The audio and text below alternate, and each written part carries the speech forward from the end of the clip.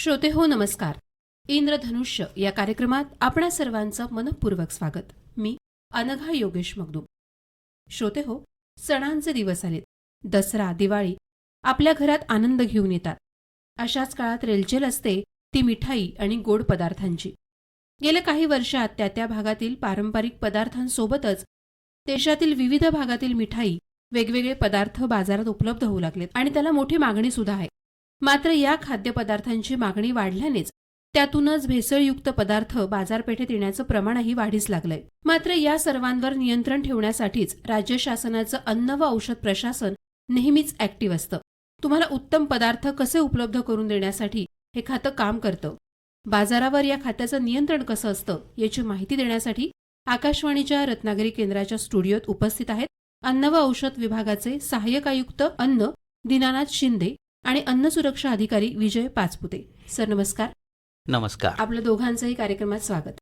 नमस्कार. सर, अन्न व औषध प्रशासनाचं काम कसं चालतं? अन्न व औषध प्रशासनाचं काम हे मूळतः बाजारात उपलब्ध असलेले खाद्यपदार्थ विक्री कशी होते, त्याचं वितरण कसं होतं, त्याचं उत्पादन कसं होतं, यासाठी कार्यालयामध्ये अन्न सुरक्षा अधिकारी असतात आणि हे सर्वजण मिळून आम्ही त्यांच्यावरती रेग्युलेशन करत असतो. अन्न सुरक्षा मानके कायदा आहे, त्या कायद्याअंतर्गत आम्ही त्यांचं हायजीन कंडिशन्स कसं आहे, त्याच्यानंतर विक्री वगैरे होत असताना काय काळजी घेतली जाते किंवा कसे, याबाबत आम्ही नेहमी तपासणी करून आवश्यक त्या ठिकाणी अन्न नमुने विश्लेषणासाठी घेऊन याप्रमाणे आम्ही आमचं कामकाज करत असतो. सर, बाजारामध्ये मिठाई आणि वेगवेगळ्या पदार्थांची रेलचेल आता सुरू होईल. यामध्ये भेसळयुक्त पदार्थ कसे ओळखायचे याबाबत पाचपुते साहेब तुम्हाला सांगतील.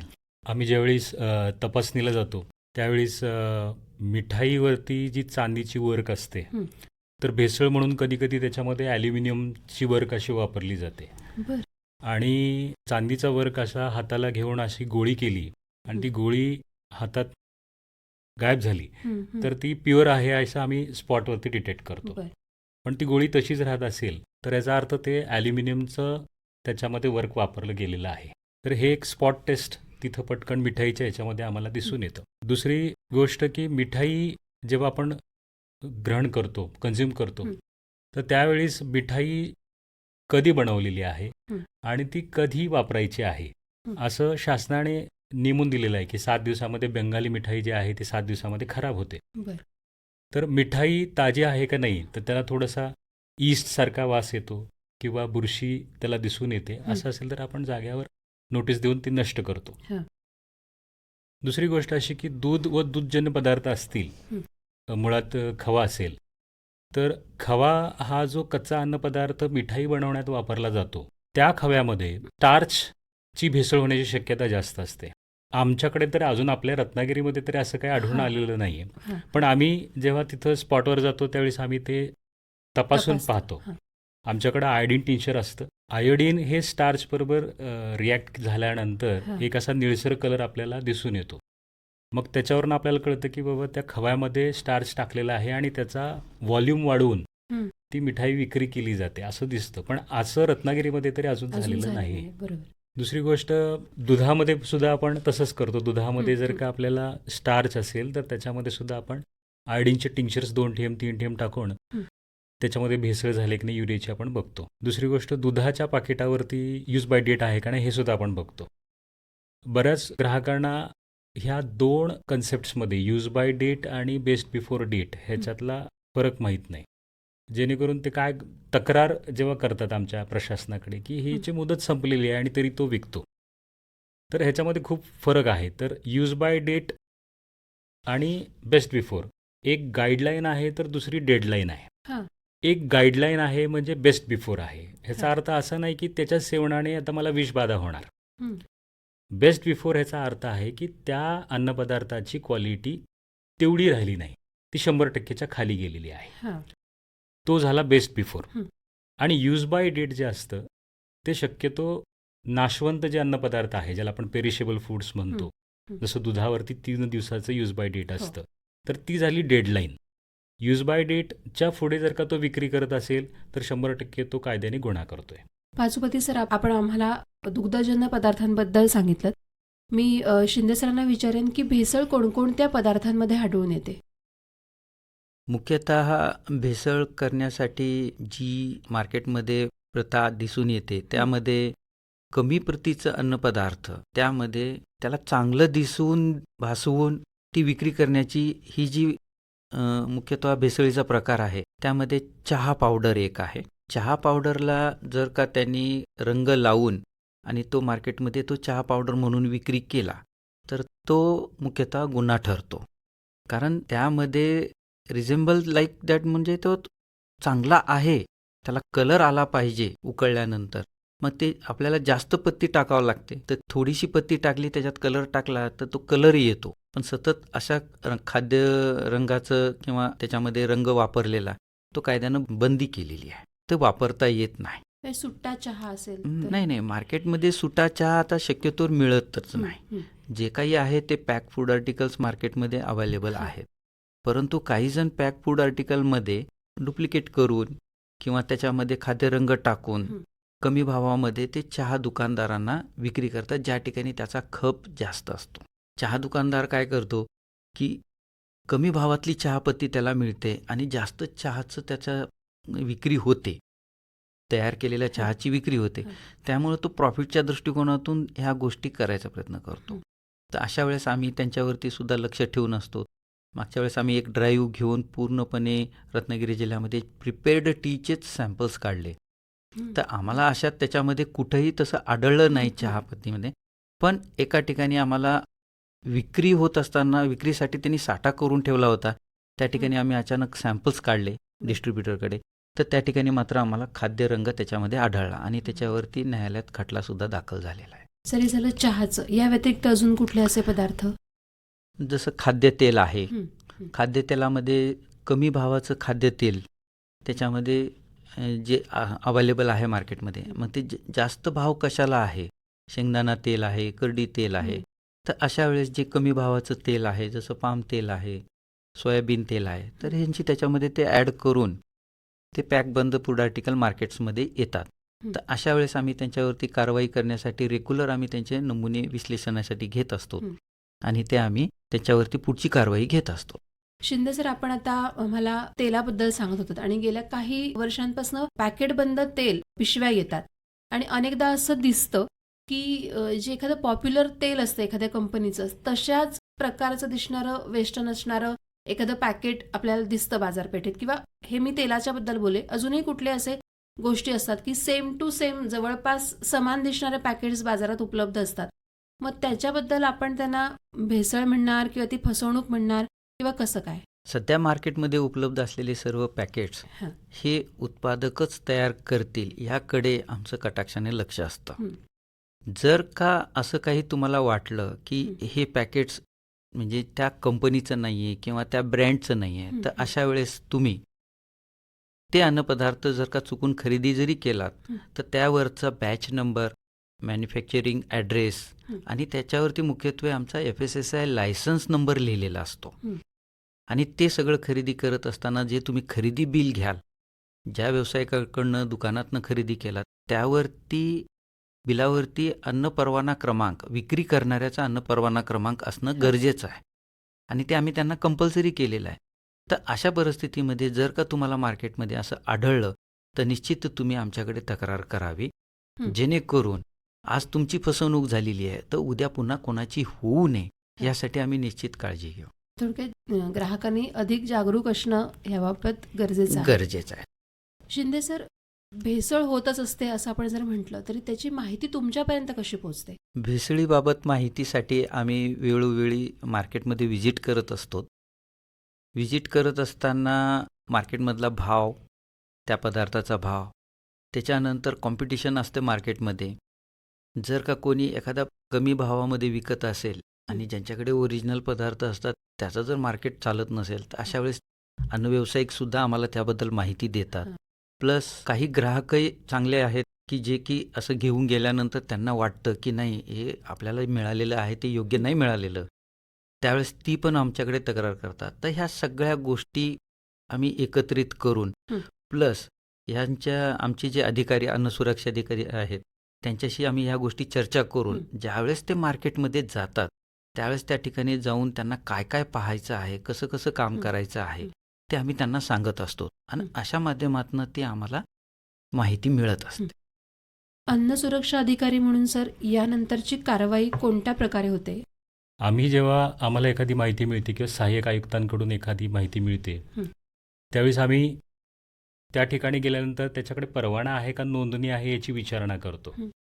आणि भेसळ सदृश्य असं काही दिसून आल्यास त्याचे नमुने आम्ही तिथं घेतो. भेसळ सदृश्य असलेले ते अन्नपदार्थ असतील किंवा त्याला वापरले जाणारे जे कच्चे अन्नपदार्थ आहेत हं. त्याचे नमुने आम्ही कायद्याप्रमाणे हं. ते घेतो. ते घेतल्यानंतर अन्न विश्लेषणासाठी ते आम्ही नेमून दिलेल्या प्रयोगशाळेकडे पाठवतो. हं. आणि प्रयोगशाळेकडून ते नमुने आल्यानंतर त्या नमुन्याच्या आधारे त्या संबंधित अन्न व्यावसायिकावरती पुढची कारवाई ठरली जाते. जसं जर का तो नोंदणीकृत व्यावसायिक असेल हं. तर त्याच्यावरती तडजोडीचा हा प्रकार जो आहे, तडजोड प्रकरण जे आहे ते आम्ही सहाय्यक आयुक्त अन्न रत्नागिरी यांच्या कार्यालयात सादर करतो. हं. आणि जर का तो परवानाधारक असेल तर त्याच्याविरुद्ध ठाणे कार्यालय इथं त्याच्याविरुद्ध न्यायनिर्णय प्रकरण आम्ही दाखल करतो.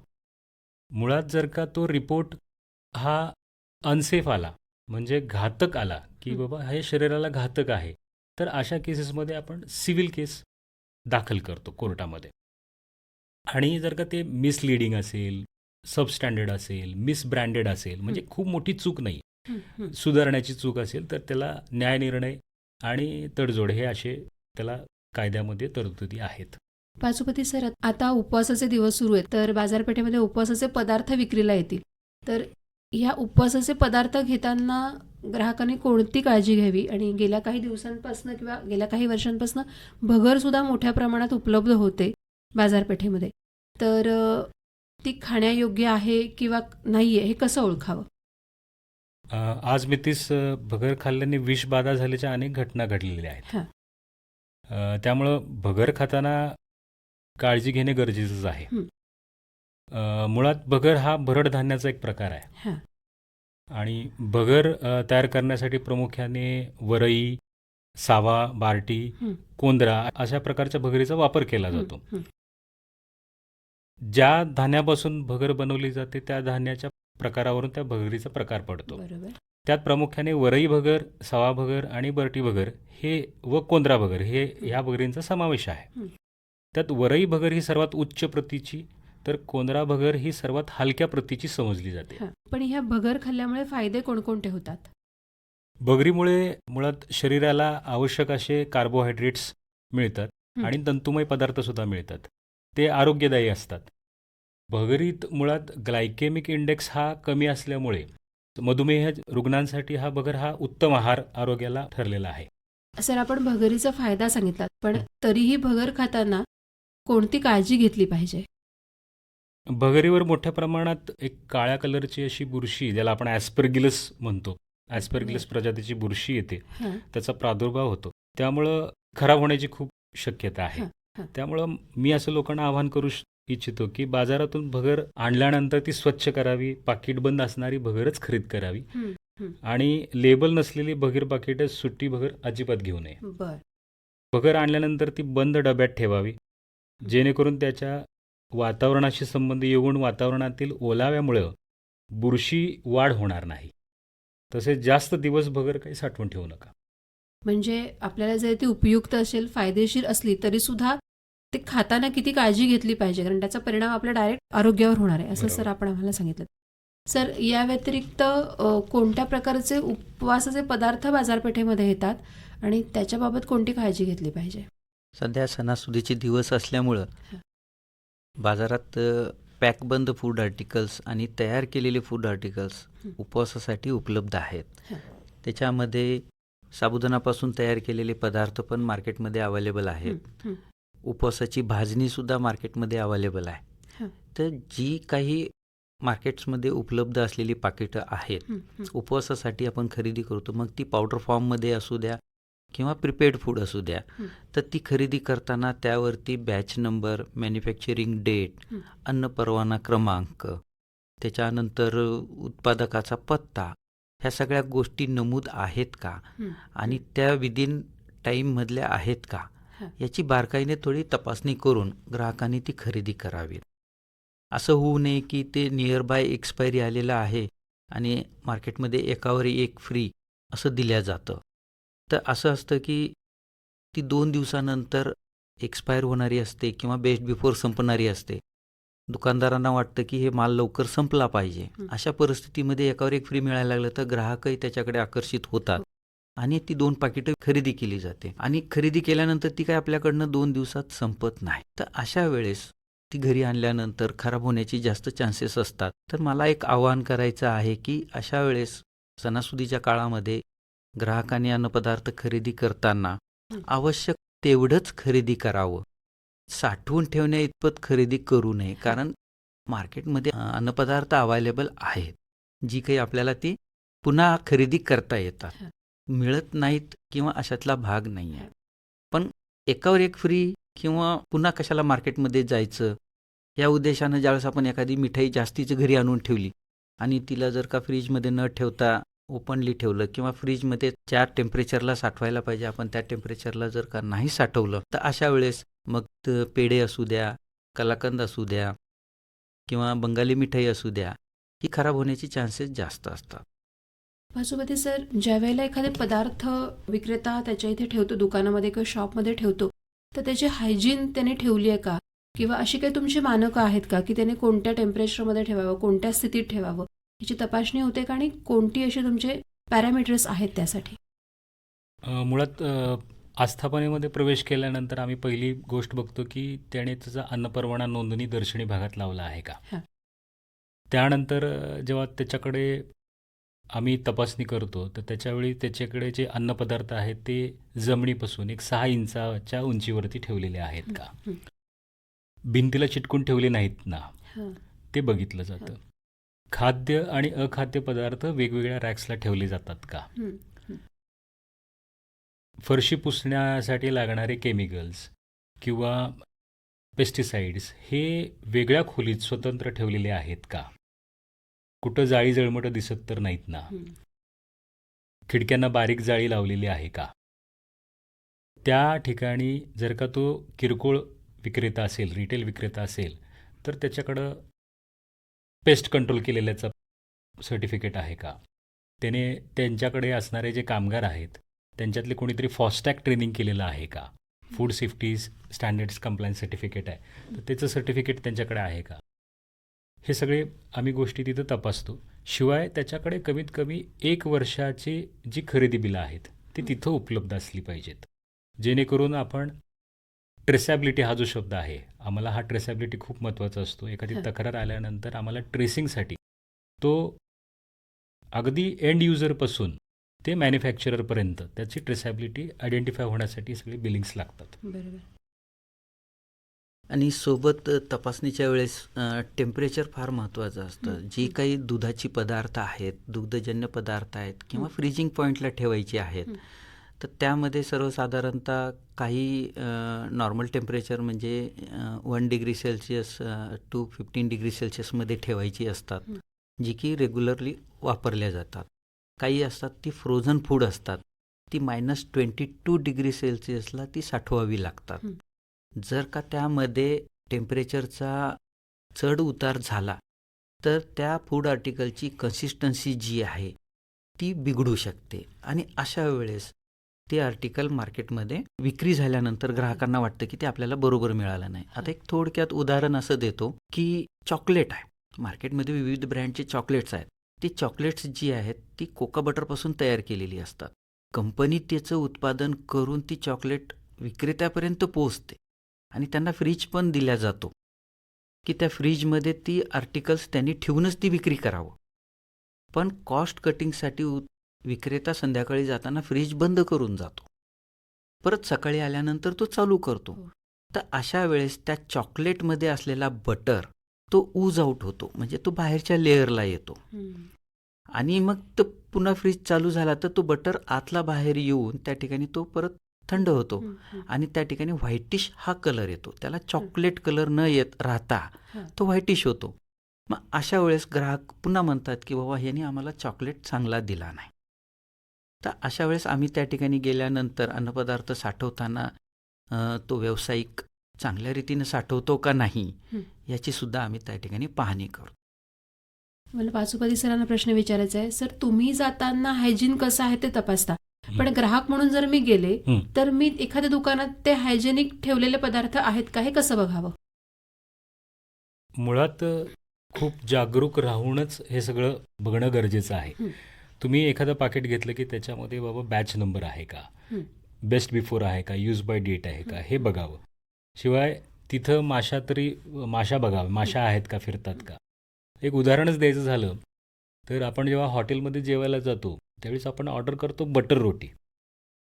त्या रोटीवर खरंच बटर वापरलं असतं का, हे त्याला आपण विचारू शकतो. तू बाबा बटर वापरत असेल तर बटर दाखव मला, बटर असेल तर. पण शक्यतो मी जेव्हा जातो हॉटेल्समध्ये त्यावेळेस मी जेव्हा बटर रोटी ऑर्डर करतो त्यावेळेस माझ्या असं लक्षात येतं की बटरच्या ऐवजी काही व्यावसायिक हे मार्गेरिन वापरतात. मार्गेरिन हे स्वस्त आणि कमी प्रतीचं हे असतं. तुमच्याकडून बटर रोटीचेच पैसे घेतले जातात, पण तुम्हाला मार्गेरिन युक्त रोटी दिली जाते. तर असं जागरूक नागरिक होऊन आपण थोडंसं क्वेश्चनरी टाईप त्यांना बाबा थोडंसं विचारलं की बाबा हे खरंच बटर रोटी आहे का. तुम्हाला बटर रोटी आणि मार्गेरिन रोटीमध्ये फरक कळतो. वनस्पती तेलापासून बनवलेलं बटर आणि गाईच्या ह्याच्यापासून किंवा म्हशीच्या दुधापासून बनवलेलं बटर, ह्याच्यामध्ये फरक पटकन कळून येतो आपल्याला. शिंदे सर, आपण सांगताय की जर आपल्याला दूषित अन्न मिळालं किंवा दूषित पदार्थ मिळाला किंवा योग्य प्रकारे विक्री झाली नाही, आपल्या विक्रेत्याने केली नाही, तर तक्रार करा. पण मग ती तक्रार अन्न व औषध प्रशासनाकडे कशा प्रकारे करावी?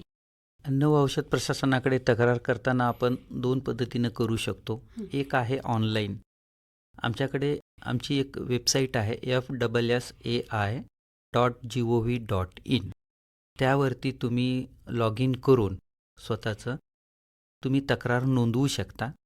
त्यासोबत ॲप पण आमचा आहे, फूड सेफ्टी कनेक्ट या नावाचं ॲप आहे, जो गुगल प्लेवरून तुम्ही डाउनलोड करून घेऊन त्या माध्यमातून तुम्ही तक्रार नोंदवू शकता ऑनलाईन. आणि हार्ड कॉपी म्हणजे तुम्ही एखादी तक्रार तुमची जी काही आहे ती लेखी स्वरूपामध्ये अन्न औषध प्रशासन रत्नागिरी विभागास तुम्ही कळवू शकता. सोबत आमचा टोल फ्री नंबर पण आहे 1800-222-365. या नंबरवरती पण आपण तक्रार नोंदवू शकता. सर, अन्न सुरक्षा अधिकारी म्हणून आपण कोणतं आवाहन कराल? मुळात जागरूक नागरिक म्हणून तुम्ही अन्न परवाना आहे का नाही ते बघा. पहिलं मुळात अन्न परवाना आला याचा अर्थ काय की ते ह्या कायद्याशी बांधील आहेत आणि ह्या कायद्याच्या पूर्ण कायद्या व्यवस्थेप्रमाणे ते जे आस्थापना आहे तर ते तिथे कामकाज करत आहे. दुसरी गोष्ट, तुम्ही जे काय तिथं सेवन कराल, जे काय खरेदी कराल, त्याचं एक पक्कं बिल तुमच्याजवळ असावं. ते अनेकदा घेतलं जात नाही. हो. श्रोते हो, सणासुदीच्या काळामध्ये आपण बाजारात जातो आणि वस्तू खरेदी करतो. मात्र वस्तू खरेदी करताना कोणती खबरदारी घ्यावी याविषयी माहिती आज आपल्याला देण्यासाठी आकाशवाणी रत्नागिरी केंद्राच्या स्टुडिओत आले होते अन्न व औषध प्रशासनाचे सहाय्यक आयुक्त दीनानाथ शिंदे सर आणि अन्न सुरक्षा अधिकारी विजय पाचोपती सर. आपल्याला खूप चांगली माहिती या मुलाखतींच्या माध्यमातून त्यांनी दिली. सर, आज आपण इथे आलात आणि आमच्या श्रोत्यांसाठी आणि आमच्यासाठी सुद्धा खूप उपयुक्त माहिती दिलीत. याबद्दल मनपूर्वक धन्यवाद. नमस्कार. धन्यवाद.